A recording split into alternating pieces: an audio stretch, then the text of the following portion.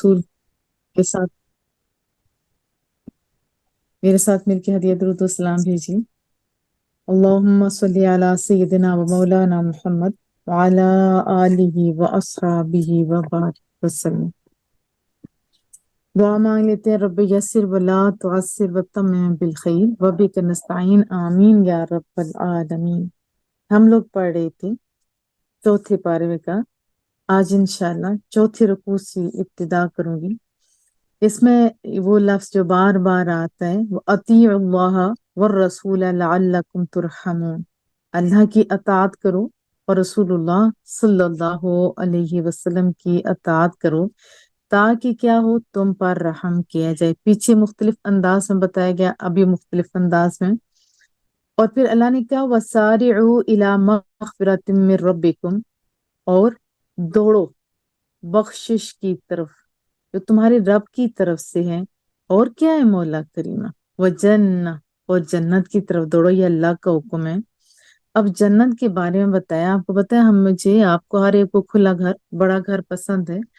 तो अल्लाह ने कहा वो जो जन्नत है ना, अर्दुहा, उसकी चौड़ाई सुनो, उसकी चौड़ाई समावात वल अर्द, जमीनों और आसमान जितनी है।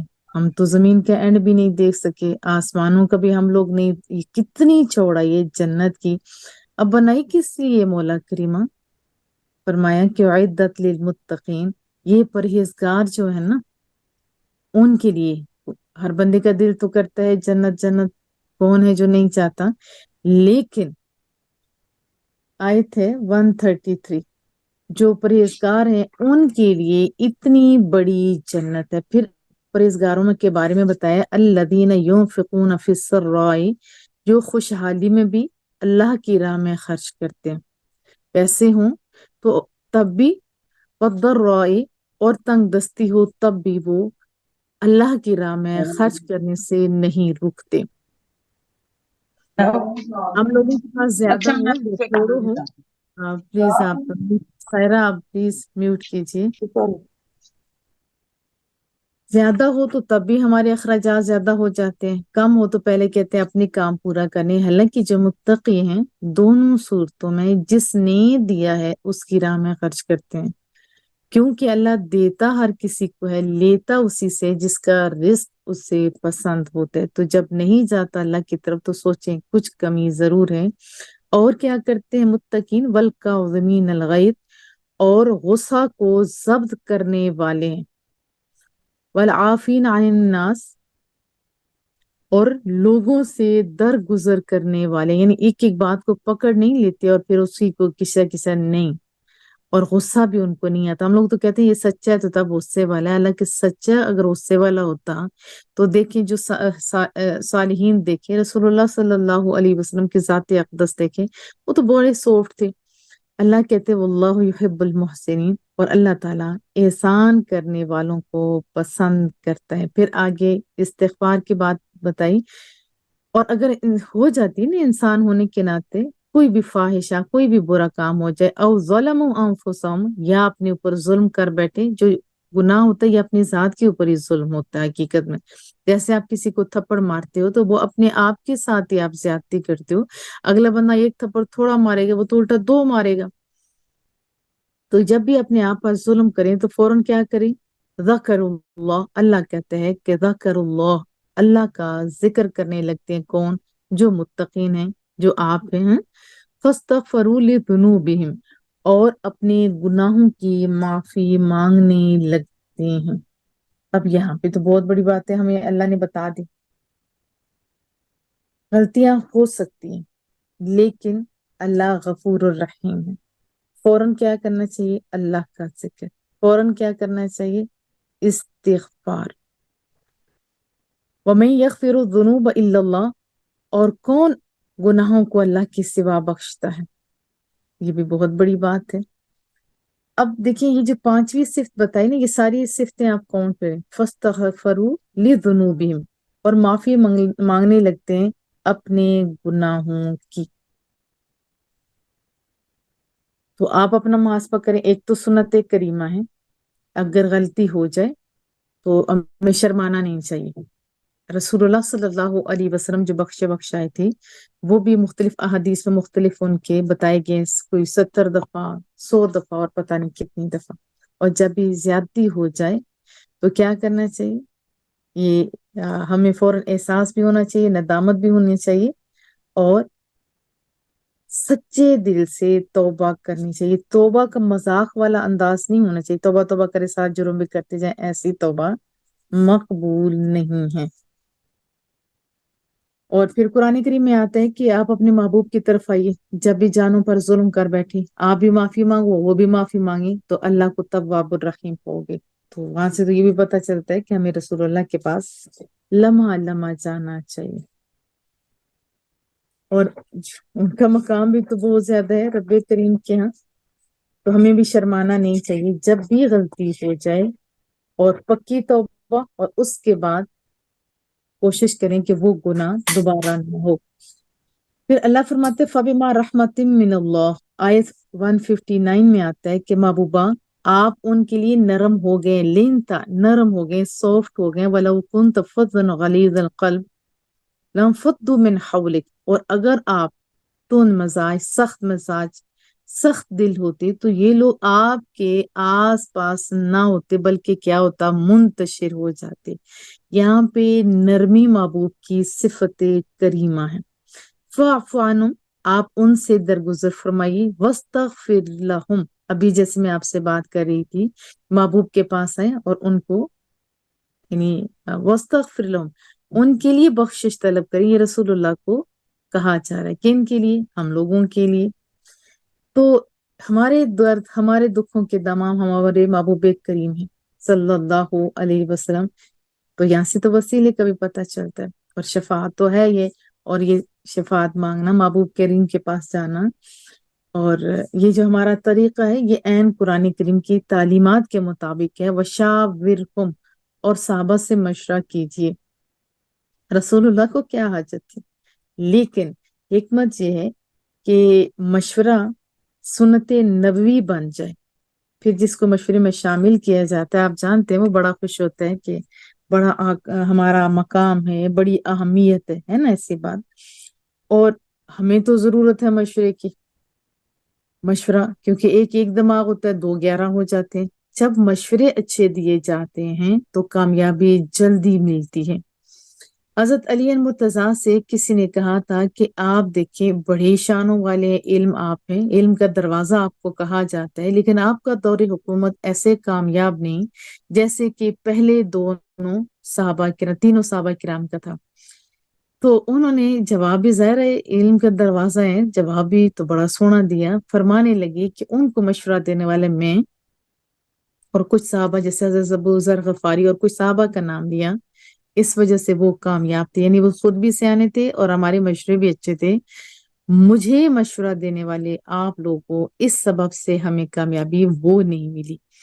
اچھے مشورے ہر ٹائم میں ہر ایک کو ضرورت ہوتے ہیں، کیونکہ جیسے میں درس دے رہی ہوں آپ کے مائنڈ میں کہ اس کو بہتر کرنے کے لیے ایسا، تو پھر آپ کو پتہ ہے کہ زیادہ اچھا ہوگا، ہے نا ایسی بات۔ کئی دفعہ توجہ نہیں ہوتی، بندے کی توجہ بھی اس طرف ہو جاتی ہے۔ تو مشورے لینے بھی چاہیے اور اچھا مشورہ دینا بھی چاہیے، غلط مشورے نہیں دینے چاہیے، اچھا مشورہ دینا چاہیے۔ فَإِذَا عَزَمْتَ، اور جب آپ ارادہ کر لیں، فَتَوَكَّلْ عَلَى اللَّهِ، تو اللہ پر بھروسہ، بس یہ بہت بڑی بات ہے اور اتنا بڑا اعزاز بھی ہے۔ ان اللہ یحب المتوکلین، اللہ محبت کرتا ہے توکل کرنے والوں سے۔ تو ہمیں کس پر توکل کرنا چاہیے؟ اللہ پر۔ تو اللہ نے اگلی آیت میں ترجمہ صرف بتا دیتی ہوں، اللہ فرماتا ہے کہ اگر تمہاری اللہ تعالیٰ یعنی مدد فرمائے تو کوئی اور غالب نہیں آ سکتا۔ یہ آواز ڈبل کیوں آ رہی میرے بچے؟ اور اگر اللہ ساتھ چھوڑ دے تو کوئی دوسرا آپ کی مدد کر بھی نہیں سکتا۔ پھر کیا، وَعَلَى اللَّهِ فَلْيَتَوَكَّلِ الْمُؤْمِنُونَ، مومن کون سے ہوتے ہیں؟ تو اللہ کی مانتے ہیں، یا تو اللہ یہی کہہ رہے ہیں نا، تو ہمیں اللہ پر توکل کرنا چاہیے، بھروسہ کرنا چاہیے۔ دنیاوی اسباب آپ کو پتہ ہے ٹھیک ہے استعمال کریں، لیکن بھروسہ اللہ پر۔ پھر اگلی آیات میں، یہ ساری آیات بڑی سونی ہیں لیکن انشاءاللہ تعالی جو یعنی بار بار آئی ہیں آیات، اس کا ہی زیادہ بتا رہی ہوں۔ 180 آیت میں آتا ہے ما کان علیہ ذر المؤمنین، اللہ کی شان نہیں ہے کیا کہ مومنوں کو چھوڑے رکھے علی ما انتم علیہ، اس حال میں جس میں اب تم ہو، حتی یمیز الخبیث من الطیب، جب تک کہ پاک کو پلید سے الگ الگ نہ کر دے۔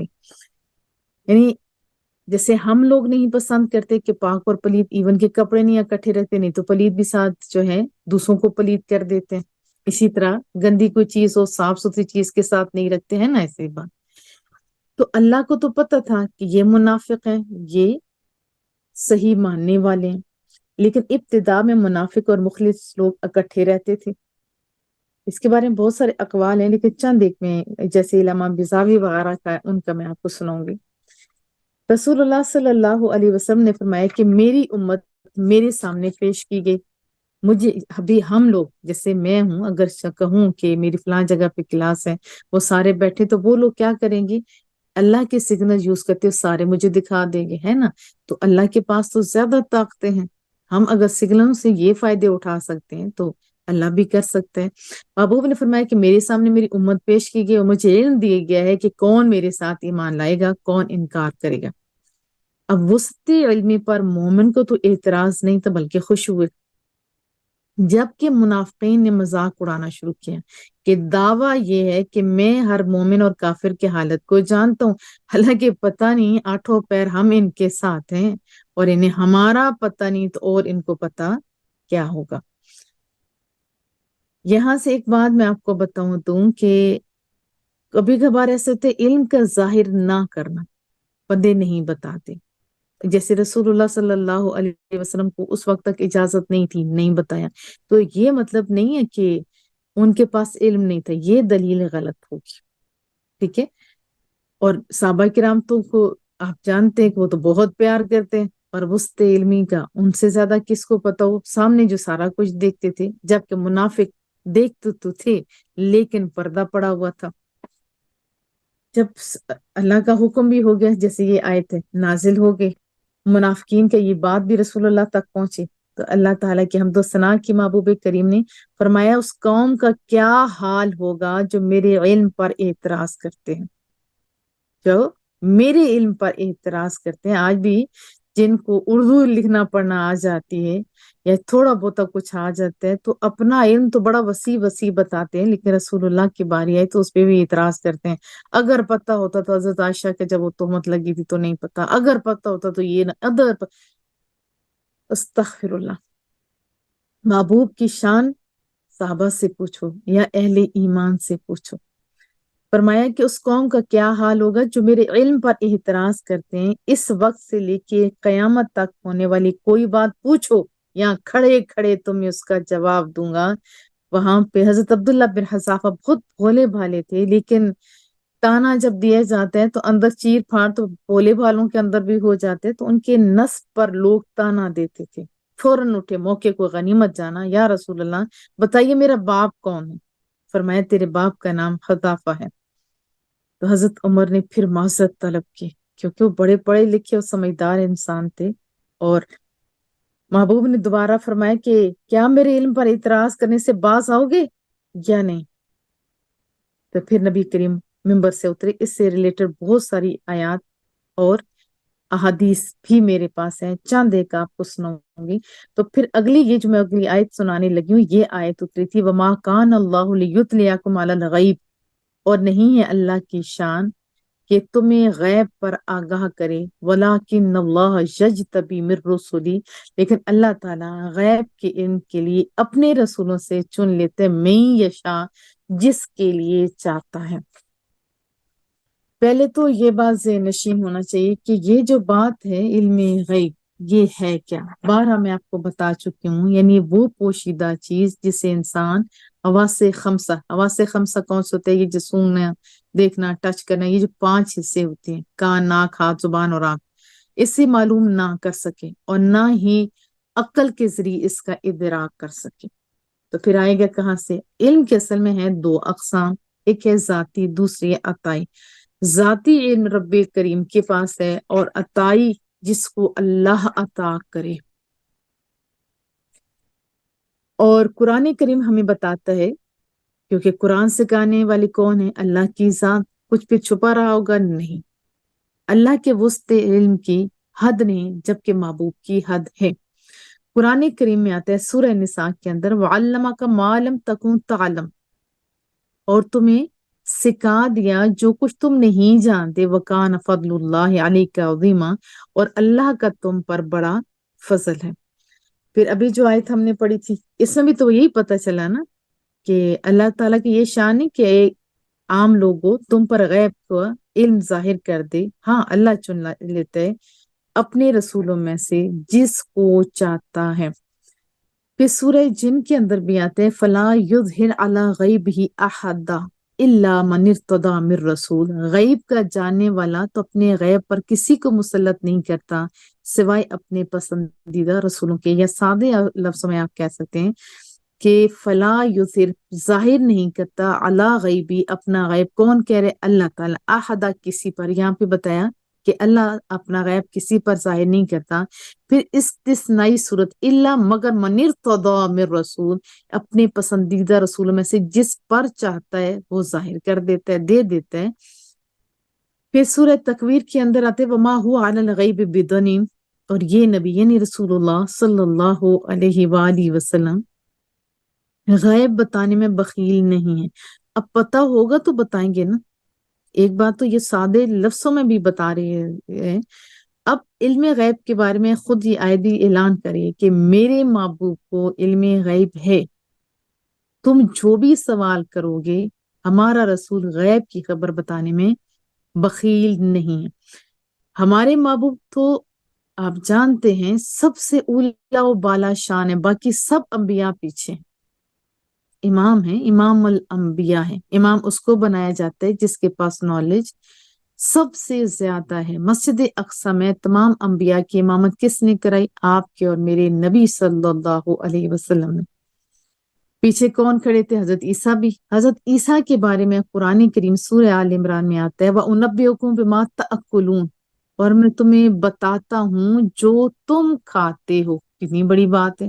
اب پیٹ میں چلا جائے تو کیا آپ بتا سکتے ہو؟ نہیں. وَمَا تَدَّخِرُونَ فِي بُيُوتِكُمْ، اور جو تم اپنے گھروں میں جمع کر کے رکھتے ہو میں تمہیں بتا سکتا ہوں. یہ تو غیب کی بات ہے. ہم کہتے ہیں کہ نبی کو تو دیوار کے پیچھے کا پتہ نہیں. یہاں پہ نبی، یہ قرآن کریم بول رہا ہے کہ ایک نبی کو اللہ نے اتنی طاقت دی، بیٹھے یہاں ہے جو بندے سامنے بیٹھے ان کے گھروں میں جو رکھا ہوا ہے وہ بتا سکتے ہیں. ذالک من انباء الغیب نوحی الیک، یہ غیب کی خبریں کہ ہم خفیہ طور پر تمہیں بتاتے ہیں، وحی کرتے ہیں. اور بھی انبیاء کا بہت سارا تذکرہ ہے. چند احادیث میں آپ کو سنا دیتی ہوں. بخاری شریف کی حدیث طیبہ ہے. حضرت عمر فاروق رضی اللہ تعالیٰ عنہ راوی ہیں. ایک مرتبہ محبوب کریم ایک مقام پر کھڑے ہوئے، آپ نے ہمیں تمام مخلوق کی پیدائش کے بارے میں بتایا. تمام مخلوق کے پیدائش کے بارے میں بتایا، حتیٰ کہ جنتی اپنے ٹھکانے پر جنت میں داخل ہو گئے اور جہنمی اپنے ٹھکانے پر جہنم میں پہنچ گئے. یعنی جنتی اور دوستوں کے ٹھکانے میں بتائے. جس شخص نے اس کو یعنی رسول اللہ صلی اللہ علیہ وسلم کی باتوں کو یاد رکھا اس نے یاد رکھا، اور جب بھول گیا سو وہ بھول گیا، کیونکہ نبی کے علم تو زیادہ ہے. حضرت صوبان راوی ہیں مسلم شریف کی حدیث سے طیبہ ہے. رسول اللہ نے فرمایا کہ اللہ تعالیٰ نے تمام زمین کو میرے لیے سمیٹ دیا، چنانچہ میں نے زمین کا تمام حصہ مشرق سے مغرب تک دیکھا. بے شک میری امت کی حکومت ان قریب وہاں تک پہنچے گی جہاں تک زمین کو میرے لیے سمیٹا گیا. اب یہ مکہ اور مدینہ، اب کیا مکہ مدینہ میں دین ہے؟ نہیں. اور محبوب کی یہ پیشن گوئی کہ غیب کی خبر نہیں ہے. پھر بخاری شریف کے حدیث طیبہ ہے. حضرت انس راوی ہے، بے شک نبی پاک صلی اللہ علیہ وسلم احد پہاڑ پر چڑھے. اس دوران آپ کے ساتھ آپ کے تینوں یار تھے، حضرت ابوبکر صدیق، حضرت عمر فاروق، حضرت عثمان غنی رضی اللہ تعالی عنہم.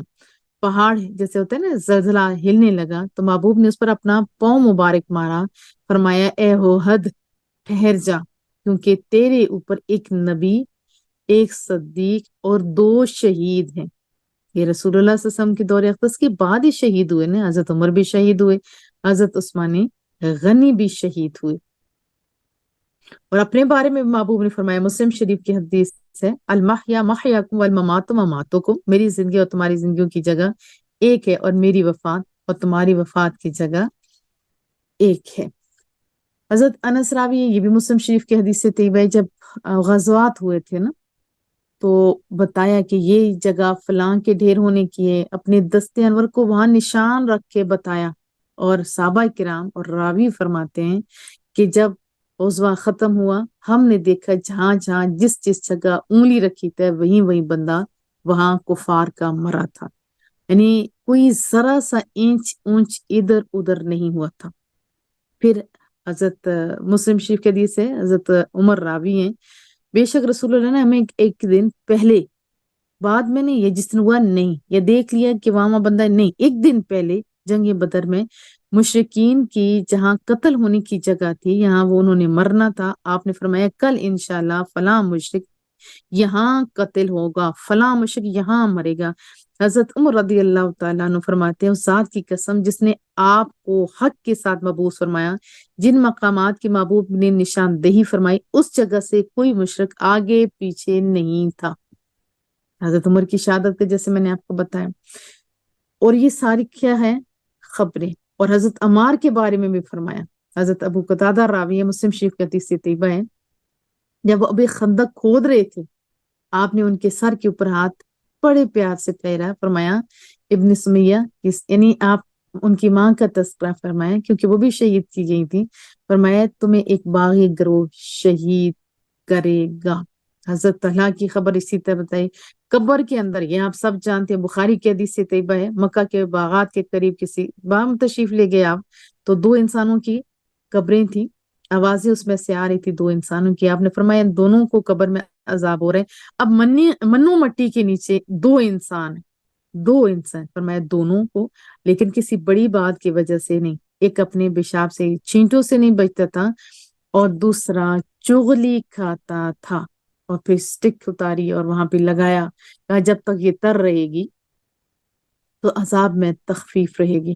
پھر مسلم شریف کی حدیث سے طیبہ، یہ بھی میں شعر سے آپ کو بتا رہی ہوں، کہ فرمایا کہ آج رات آندھی آئے گی، جو بندہ کھڑا ہوگا، کوئی شخص جو کھڑا ہوگا وہ تو بس خراب ہوگا، ہاں جو اونٹوں کو باندھ لے گا یا بیٹھ جائے گا تو پھر وہ بچ جائے گا۔ تو ایک بندہ کھڑا ہوگا، اس کو آندھی اڑا کے لے گیا، اور تئی کے پہاڑوں کے درمیان اس کو گرا دیا۔ تو یہ غیب کی خبر تو نہیں تھی تو اور کیا تھی؟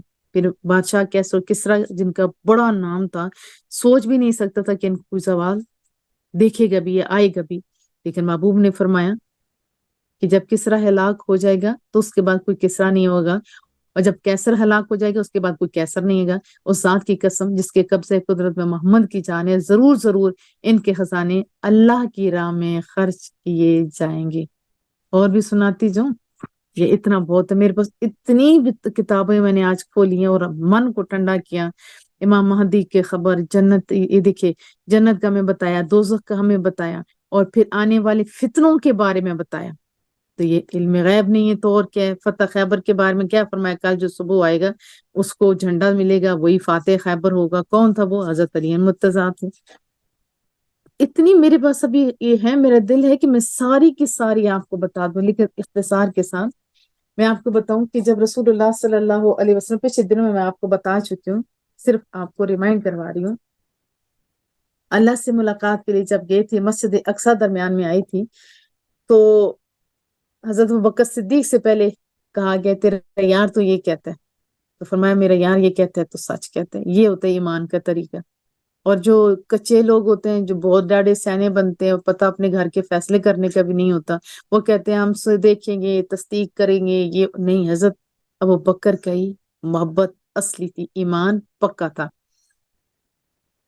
اچھا، پھر اس کے بعد جب بتایا نا کہ میں ادھر ادھر گیا تھا، حضرت ابوبکر صدیق نے کوئی تصدیق نہیں کی، جن کے اندر شک تھا، ریب تھا، انہوں نے کھڑے ہو کے سوال کیے، اچھا آپ گئے تھے مسجد اقصی، بتائیں وہ کیسی تھی؟ پھر ایک ایک کا جواب دیا رسول اللہ نے، پھر بتاؤ تو صحیح رستے میں کیا کیا تھا، کب وہ قافلہ واپس آئے گا، یہ سارے سوالات کیے، اور محبوب نے بتایا، مزید بھی بتایا کہ فلاں فلاں قافلے تھے، ان کے اندر یہ چیزیں تھی، فلاں اونٹ گم ہو گیا، فلاں کی ٹانگ ٹوٹی، اور پھر یہ لوگ بیٹھ گئے، اور کتنے بجے آئے گا یہ بھی بتایا، کتنے بجے آئے گا، سویرے سویرے اٹھ کے بیٹھ کے۔ مزید یہ بتایا، میں نے آپ کو بتایا ہوا ہے کہ اس کے اندر گلاس میں पानी था वो मैंने पिया, और वो हजरत अबू बकर सिद्दीक के काफिले में से था। अब साहबा भी बैठे हुए थे, दूसरे साहबा तो शौक से बैठे हुए थे, मेरी महबूब की बात ऐसे होगी तो इन काफरों की हालत क्या होगी। और काफिर इस वजह से वो सुबह सवेरे इंतजार में थे काफिले की, ताकि वो रसूलुल्लाह को झूठा साबित करें। लेकिन टाइम पे, हालांकि उस टाइम पे अभी भी हमारे जहाज ऊपर नीचे हो जाते हैं, लेकिन उस टाइम पे तो ऐसा कुछ नहीं था, कभी टाइम पे नहीं आया था। लेकिन जिस टाइम पे रसूलुल्लाह ने फरमाया उसी टाइम पे काफिला है, जो जो कुछ बताया वही कुछ हुआ। हजरत अबू सुफियान उस्मान नहीं हुए थे, उनका मौका हाथ में आ गया। जी आप म्यूट कीजिए प्लीज अपने आप को। सुमेरा, सुमेरा म्यूट कीजिए, सुमेरा म्यूट कीजिए बच्चे। हजरत अबू सुफियान का हुआ कि हाथ पड़ गए, अब ये बादशाह है, इसको बता दे। हालांकि वो बादशाह भी कौन था मैं आपको बता चुकी हूँ, तौरात ज़बूर का आलिम था। उसको बताया कि मैं आपको बताऊं इसके झूठा होने के लिए। एक तो आपने पूछा है कि वो सादिक है या नहीं, मैंने बताया वो सच्चा था। लेकिन एक झूठ बताऊं, उसके ज़हन में क्या था उस वक्त, कि उस वक्त मुसलमान नहीं थे, कि ये फिर शक करेंगे कि वो मोहम्मद ये कहते हैं कि मैं रातों रात मक्का से मस्जिद अक्सा आया। मुदा तो कुछ और था, लेकिन वहां पे एक साले बंदा बैठा हुआ, तो उसने कहा, ये मैं बात आपको बता चुकी हूँ ऑलरेडी, कि हाँ आए थे रसूलुल्लाह सल्लल्लाहु अलैहि वसल्लम, क्योंकि मेरी ड्यूटी थी मस्जिद अक्सा को बंद करने की।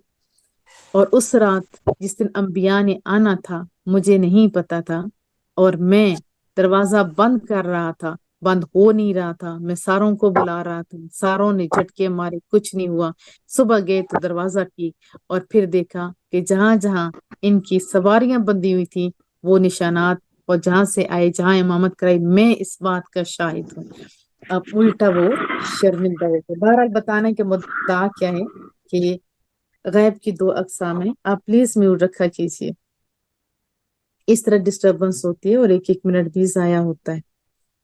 तो अल्लाह ताला जाती इल्म है अल्लाह ताला का, और अताई इल्म है रसूलुल्लाह सल्लल्लाहु अलैहि वसल्लम के पास। और अल्लाह ताला बेबस नहीं है कि उसे पता है, ना ही बखील है कि किसी और को ना बताए। वो हमारी तरह नहीं है, वो अल्लाह है अल्लाह। तो अल्लाह ताला चुन लेता है जिसको चाहता है, और महबूब तो वैसे ही चुने चुनाए हैं। तो महबूब के बाद जब भी हो, आप जरा होश हवास से बोला करें, होश से बात करनी चाहिए। एतराज करने वालों को महबूब के अल्फाज भी याद रखने चाहिए। फिर ला युगर्रनका तक़ल्लुबुल लज़ीना कफ़रू फिल बिलाद, ऐ सुनने वाले तुम्हें एक मुल्कों के अंदर कुफार का चलना फिरना। ये आयत है 196। ये धोखे में ना डाल दे। मुराद क्या है कि ये इतने कामयाब हैं, ये काफिर इतना कामयाब है, ये कहा कि नहीं, मता उन कलील, ये तो थोड़ी सी जिंदगी है, बाकी तुम मअवाहुम जहन्नम, ये तो बकिया जिंदगी, यानी मरने के बाद जहन्नम में रहेंगे। हाँ, रहा मसला दुनिया में कामयाबी का, जो भी मेहनत करेगा अल्लाह उससे कामयाबी देगा, चाहे वो काफिर है चाहे मुसलमान। हाँ, काफिर को दुनिया में रिवार्ड मिलेगा, जबकि मुसलमान को दुनिया में भी और आखिर तो मरने के बाद भी रिवार्ड मिलेगा। फिर सूरत निसा इंशाअल्लाह ताला, इसमें तवज्जो किसकी तरफ की गई, घरेलू जिंदगी की तरफ। घरेलू जिंदगी खुशगवार जब होती है फिर कौमें मजबूत होती हैं। तो तरबियत की तरफ, घर की तरफ, स्पेशली औरतों का मकाम के बारे में इस सूरह मुबारक में बताया गया। औरतों को नाज करना चाहिए। पूरी सूरत में रिजाल रजुल इस किस्म की कोई सूरह मुबारक नहीं है, निसा औरतों के नाम पे एक सूरत है। फिर पीछे हम हजरत हाजरा का पढ़ के आ चुके हैं, उन्होंने एक वलिया थी, अपने बच्चे के लिए पानी ढूंढा, गई अपने अल्लाह की रजा के लिए थी, उनके कदम लग के हट गए, और कयामत तक जो बंदा वहां पे खड़ा होकर दुआ करेगा वो कबूल होगी।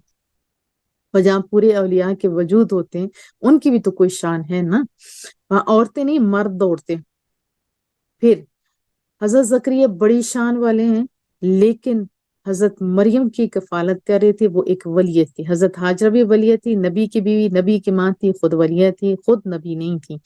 हजरत मरियम, उनके कमरे के अंदर देखा बेमौसमी फल, औरत का तस्करा, किसी जगह किसी मर्द का तस्करा नहीं, औरत का तस्करा है। और वहीं पे खड़े होके ये मर्द इतनी इज्जत औरतों को देते हैं। हम कहते हैं इस्लाम इज्जत नहीं, एक पैगंबर उस जगह पे खड़े होके दुआ मांग रहे हैं جہاں پہ ایک عورت اللہ کی عبادت کرتی تھی، کیونکہ انہوں نے پتا تھا مقبول دعا جگہ ہے۔ ہم لوگ تو بھی بن گئے زیادہ سیانے، اس وجہ سے نہ ہم لوگ رہے ادھر کے نہ ہی ادھر کے۔ بہرحال ایک اہم مسئلے کی طرف توجہ دلاؤں گی۔ آیت 3 کے اندر آتا ہے کہ فانکحوا، نکاح کرو، ما طاب لکم من النساء، یعنی جو ہے نا عورتیں دوسری عورتوں سے، جیسے پہلے تو یتیموں کا تذکرہ ہے نا، یہ پیچھے بہت لمبی بات چلی جائے گی، لیکن اصل جو بات ہے وہ میں آپ کی توجہ دلا رہی ہوں کہ شادیاں آپ کر سکتے ہو مثنا، 2 و ثلاثہ، 3 و رباع، 4 آپ شادیاں کر سکتے ہو۔ اس کی بہت ساری ریزن ہے۔ ایک تو مرد میں یہ قوت زیادہ ہوتی ہے، رغبت زیادہ ہوتی ہے، پھر مردوں کی نسبت عورتوں کی شرح پیدائش بھی بہت زیادہ ہے، اور مرد جنگوں میں ہر چیز میں آپ دیکھیں تو وہی شہید ہوتے ہیں۔ اور بھی اس کی بہت ساری وجوہات ہیں، لیکن کچھ قیود کے ساتھ اجازت ہے، 2 بھی کر سکتے ہو، 3 بھی کر سکتے ہو، 4 قیود کے ساتھ۔ زیادہ بچے بھی ہوں گے یہ بھی سارا سوچنا ہے، یہ نہ ہو کہ کل بچے لڑ رہے ہوں تو ذہن سکون چلا جائے، عورتیں قبول نہیں کریں تو پھر وہ لڑ لڑ کے مر جائیں۔ تو جن کے وسط ذہن ہیں ان کو تو کوئی ایشو نہیں ہوتا۔ یہاں پہ تو بہت ساری عورتیں ہیں جو خود بھی کروا رہی ہوتی ہیں، بہرحال اللہ پاک سمجھ بھی عطا فرمائے۔ فرمائے کہ فَإِنْ خِفْتُمْ، ہاں اگر تمہیں اندیشہ ہو، اللہ تعدلوا، اگر تم عدل نہیں کر سکتے، کیا کر فواحدہ، پر ایک ہی بہت ہے۔ ہمارے معاشرے میں کوئی بھی نہیں عدل کر سکتا، دونوں کا حق نہیں ادا کر سکتا، پھر تسی کیا کرو، ایک بہت ہے۔ پھر تسی 2 3 4 نہیں کرو، کیونکہ 2 3 4 کرو گے تو پھر آپ کے خرچے بڑھ جائیں گے۔ اگر ایک کا بھی آپ خرچہ پورا نہیں کر سکتے ہیں تو پھر 2 3 4 کا خرچہ کیسے برداشت کریں گے؟ پھر آگے ابن آیت 30 میں آئے گا، اور ایک اور آیت ہے اس میں بھی، لیکن ایک بات اس کے درمیان میں جو اللہ نے بتائی یتیم بچوں کے بارے میں، کہا کہ جب تم میں سے سوچو، تم میں سے کوئی بچہ چھوڑ جائے جو کہ یتیم ہو، پھر دیکھو تم کتنی فکر مند ہوتے کہ میرے بچے کمزور ہیں، تو اسی طرح جو دوسروں کے بچے ہیں ان کا بھی تم لوگ خیال کرو۔ اچھا، میں عورتوں کے بارے میں بتا رہی تھی، ایک تو آیا کہ اگر آیت ادھر میں نے نشان لگایا تھا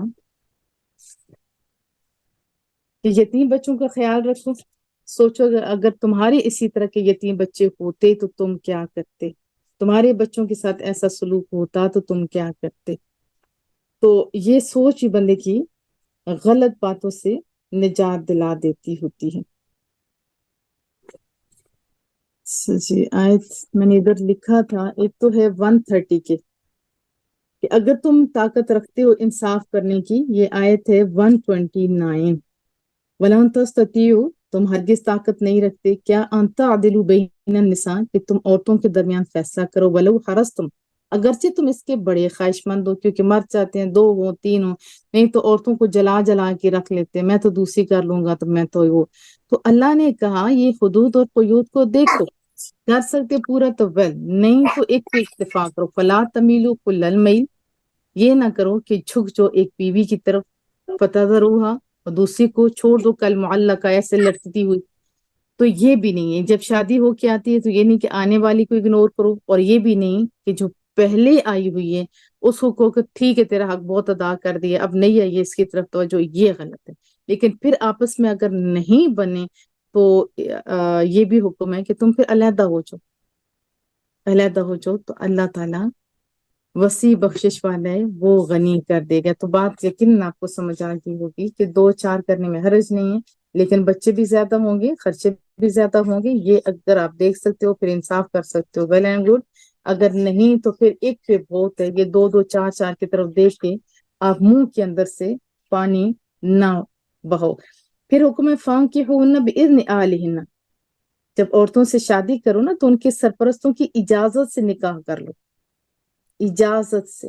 اور پھر عورتوں کی تعریف بتائی، وہ جو نکاح کر لیتی ہیں، وہ جو پاک دامن ہوتی، محصنات، یہ جو پہلا پارہ ہے نا اس کا بھی معنی دیکھو نا، یہ بھی عورتوں کے لیے ہے، وہ جو پاک دامن بن جائے، غیر مصافحات، نہ کہ اعلانیہ زناکار ہوں، ولا متخذات، اور نہ بنانے والی ہوں اخدان۔ یہ دیکھیں آج کے مسلمان پہلے تو چھپ کے کرتے تھے، ابھی تو برملا علی الاعلان کہا جاتا ہے کہ یہ میرے بچے آپ میوٹ کیجیے، بار بار کہنا پڑتا ہے میرے بچوں. ابھی تو اعلان کہا جاتا ہے یہ میرا دوست ہے، عورتوں کی عورتوں جیسے ختم ہو گئے، مردوں کے مرد ختم ہو گئے. یہ بڑا غلط ہے. عورتوں نے مردوں کو دوست بنایا ہوا ہے، تو چھپ کے بھی منع تھا، اب تو اعلان، یہ تو اور زیادہ ظلم ہو گیا. قضا نمازیں بھی ہم اعلان نہیں پڑھ سکتے، تو کجا یہ غلط کام اعلان کرنا. اور جب وہ نکاح سے محفوظ ہو جائیں تو پھر اس کے بارے میں ہے کہ شادی ہو جائے، آزاد عورتیں تو وہ غلط کام کریں، چھپے یار بنائیں تو ان کو 100 کوڑے مارو. اور اگر غلام ہو اور وہ کام کرے غلط تو اس کو 50 کوڑے مارو. اور پھر عورتوں کی بڑی اچھی تعریف بھی ہے. یہ ٹائم میں نے اتنا ہی کہا تھا، ٹائم ہو گیا ختم، تو سنا دوں؟ کیا خیال ہے؟ اچھا سنا دیتی ہوں. اچھا، نیک عورتیں کون سی ہوتی ہیں؟ مردوں کو پہلے بتائی فضیلت. الرجال قوامون علی النساء، مردوں کو عورتوں پر فضیلت ہے. کیوں؟ کیونکہ وہ خرچ کرتے ہیں، ہر قسم کی ضرورت کا خیال رکھتے ہیں عورتوں کا، بچوں کا. پھر فالصالحات، تو نیک عورتیں قانتات، اطاعت گزار ہوتی ہیں. حافظات، حفاظت کرنے والی ہوتی ہیں. للغیب بما حفظ اللہ، اپنے شوہروں کی غیر حاضری میں پھر وہ حفاظت کرتی ہیں اپنی. اور پھر ہو جاتا ہے کچھ غلط دوستوں یا کسی کو غلطی کر بیٹھے تو حکم ہے کہ ان کو اپنی خوابگاہوں سے پہلے علیحدہ کرو. پھر اگر باز نہ آئے تو پھر ان کو تھوڑا تھوڑا مارنے کا، یہ نہیں کہ جیسے بھینسوں کی طرح مارا جاتا ہے، اس طرح کی اجازت نہیں. پھر فیملیوں کو بتاؤ کہ یہ غلط کام کر رہی ہے، اور پھر یہ آپس میں صلح کرنے کی کوشش کرو. نہیں تو پھر علیحدہ ہو جاؤ. جب علیحدہ ہو جاؤ گے تو اللہ غنی کرنے پر قادر ہے. دعا مانگ لیتے ہیں. کریم رب سے دعا ہے، مالک جو کچھ پڑھا پڑھایا سنا سنایا اس کا اپنی بارگاہ میں منظور قبول فرما. اس کے ثواب ہدیتاً تحفۃ رسول اللہ صلی اللہ علیہ وسلم کو پیش کرتے ہیں، منظور و قبول فرما. تمام صحابہ کرام اجمعین، تابعین، تبع تابعین، اپنے پرائز زندہ مردہ ہر ایک کو پیش کرتے ہیں، منظور و قبول فرما. ہمارے گھروں پہ خصوصی رحم فرما. میرے مالک تو ہم سب سے راضی ہو جا. اے کریم تو ہم سب سے راضی ہو جا. اے مالک تو ہم سب سے راضی ہو جا. اے مالک ہم تیرے بندے ہیں، تجھ سے مانگنے والے ہیں. مالک ہمیں صرف اپنا محتاج رکھ، صرف اپنا محتاج رکھ. زمانے کی محتاجی سے بچا لے. ہمیں کہنے سے زیادہ عمل کرنے والا بنا دے. میرے مالک جو دعاؤں کے لیے کہتے ہیں، اے اللہ سب کو کامیابیاں دے دے. ہمارے والدین پہ خصوصی رحم فرما. جن کے دنیا سے چلے گئے انہیں جنت میں اعلیٰ مقام عطا فرما. جن کے زندہ ہیں انہیں اپنے والدین کی خدمت کر کے، اسپیشلی رمضان کے روزے رکھ کے خدمت کر کے جنت کا مستحق بنا. جو میں آپ کو آیات سنا رہی تھی اس کے تحت بھی تو آتا ہے نا کہ جو عورت روزے رکھے اور شوہر کی وفادار ہو، جس دروازے میں سے جنت کی چاہے وہ جا سکتی ہے. میرے مالک ہم پہ رحم فرما. ان مواقع پر جو ہم نے رمضان کی صورت میں تو نے ہمیں دیے ہیں، اس میں نیکیاں کرنے، شوہروں کی وفاداری کرنے، شوہروں کے دلوں میں بیویوں کی محبت ڈال تاکہ وہ بھی اچھے وفادار ہوں، گھروں میں سکون ہوں، امن ہوں، کامیابیاں ہوں. وہ لوگ جن کی شادیاں نہیں ہوئی ان کے لیے اسباب پیدا فرما. جن کی شادیاں ہو گئی، ہونے والی ہیں، انہیں اپنے گھروں میں آبادی نصیب فرما. تمام بے اولادوں کو اولاد صالح، اولاد نرینہ عطا فرما. جو مقروض ہیں ان کے قرض ادا کرنے کی سبیل پیدا فرما. اور میرے مالک جن کے بچے ہیں ان کے بچوں کو نیک فرما. ہمارے بچوں کے نصیب بچے فرما. انہیں زندگی کی بہترین ساتھ نسلیں نیک عطا فرما. میرے مالک ہمیں اس کہنے سے زیادہ عمل کرنے والا بنا. اے رب کریم ہم سب سے راضی ہو جا. فلسطین کے بچے بڑے بڑے عورتوں ہر ایک کی تو حفاظت فرما. میرے مالک دشمنوں کو دور فرما، ظالموں کو زیر فرما. برے وقت، برے کام، برے دوستی سے بچا. اے مالک تو ہم سب سے راضی ہو جا.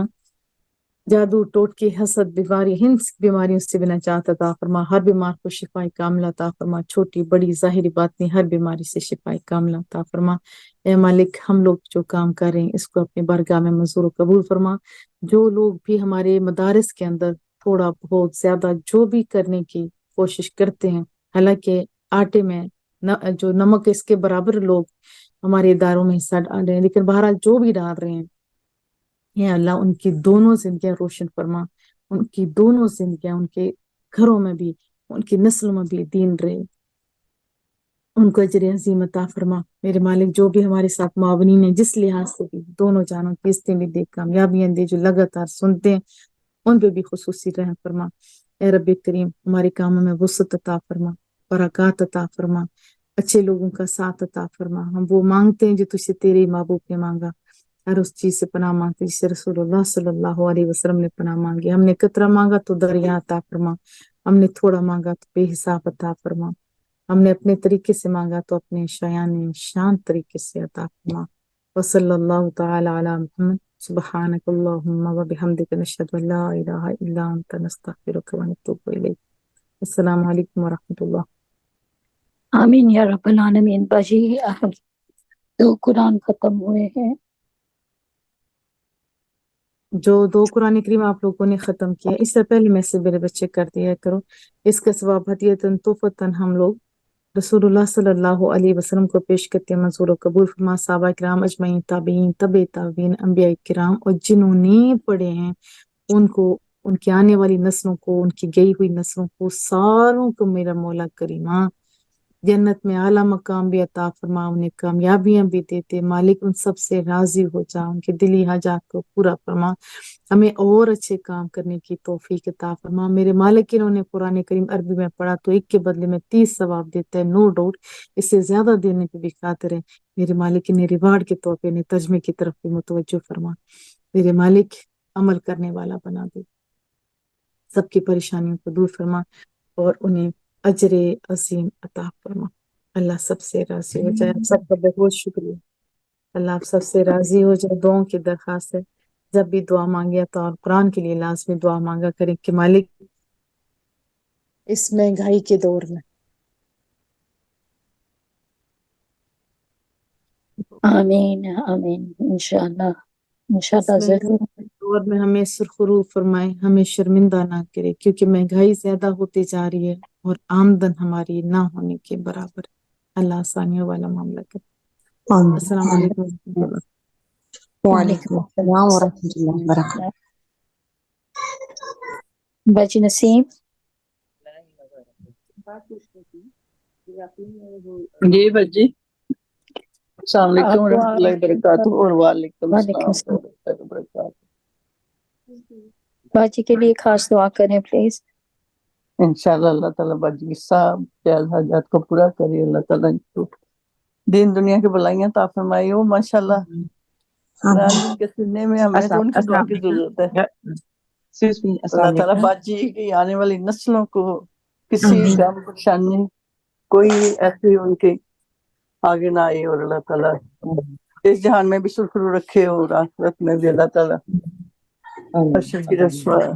ہر طرح کی بلائیاں ہمیں نصیب کرے ہم سب کو، اور رسوائیوں سے بچا کے رکھے۔ آمین ثم آمین یا رب العالمین۔ آمین یا رب العالمین، اور ہم سب کو توفیق دے کہ ہم باجی سے سیکھیں اور عمل کرنے کی کوشش کریں۔ اللہ تعالیٰ ہمیں بعمل بنائے۔ باجی کی کوششیں جو باجی ہم پر محنت کر رہی ہیں، اللہ تعالیٰ ہمیں اس پر عمل کرنے کی توفیق عطا فرمائے۔ رابی، السلام علیکم۔ پلیز مجھے یہ بتائیے گا، ابھی آپ ہی نے جو مسجد اقصی کا واقعہ بتایا، اس میں کون تھا جو دروازے حضرت ابوبکر صدیق تھے جو دروازے بند کر رہے تھے، بند نہیں ہو رہے تھے؟ کون بتائے گا، کسی کو پتہ ہے؟ اچھا میں بتاتی ہوں، بچے حضرت ابوبکر صدیق نہیں تھے، یہ میں نے پورا واقعہ ڈیٹیل کے ساتھ بتایا ہوا ہے سورہ بنی اسرائیل کی ابتدائی آیات میں، آپ وہاں سے سنیں، نام سمیت سب کچھ اس میں آپ کو ملے گا انشاءاللہ۔ کیونکہ وہاں پہ رسول اللہ صلی اللہ علیہ وسلم تشریف نہیں لے گئے تھے مسجد اقصی، اس لیے تو وہ سب کو تھا کہ مسجد اقصی گئے نہیں تھے، بتائیں گے کیا؟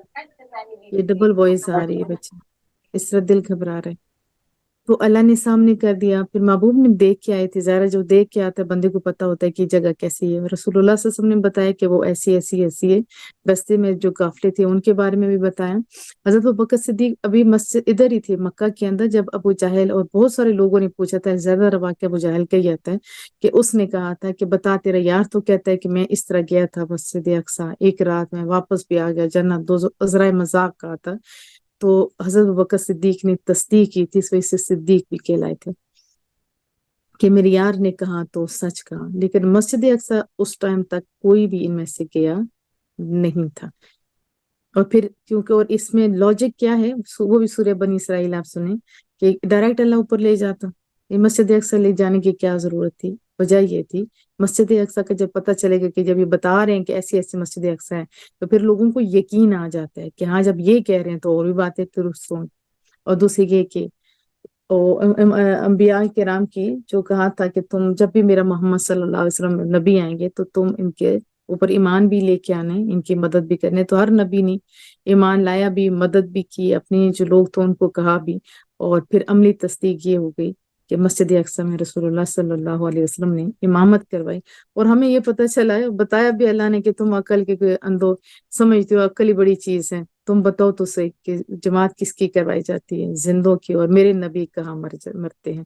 میرے نبی زندہ ہیں۔ اگر ان کے کہنے پہ ایک شہید نہیں مرتے جن کو منو مٹی کے نیچے آپ دیکھ آتے ہو، تو اللہ کہتے ہو تمہیں شعور نہیں، تو جن کے کہنے پہ جو شہید ہوتے ہیں ان کی یہ شان ہے، تو جو خود اس دنیا سے جائیں تو ان کے اجساد کے ساتھ کیا ایسا ہو سکتا ہے کہ مٹی بن جائے؟ ایسا نہیں ہو سکتا۔ ابھی اجازت ملے گی، بچے آ رہے ہیں میرے بچے، اللہ آپ سے راضی ہے۔ امید ہے آپ بہت بہت بہت شکریہ آپ کا، بہت شکریہ، اللہ راضی ہے۔ جزاک اللہ خیر۔